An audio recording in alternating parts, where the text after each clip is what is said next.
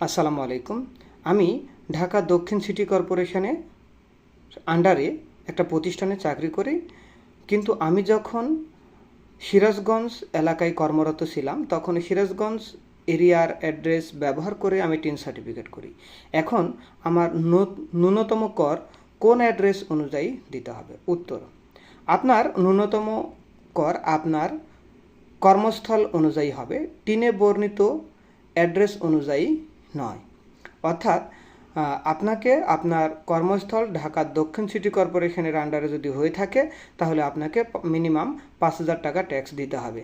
তবে যদি আপনার কর্মস্থল বা চাকরিস্থল একাধিকবার বদলি হয়ে থাকেন বছরের মধ্যে, 1 বছরের মধ্যে, জুলাই টু জুনের মধ্যে, তাহলে যে কর্মস্থলে ম্যাক্সিমাম সময় অবস্থান করবেন সেই কর্মস্থল অনুযায়ী আপনাকে ন্যূনতম কর দিতে হবে। ধন্যবাদ।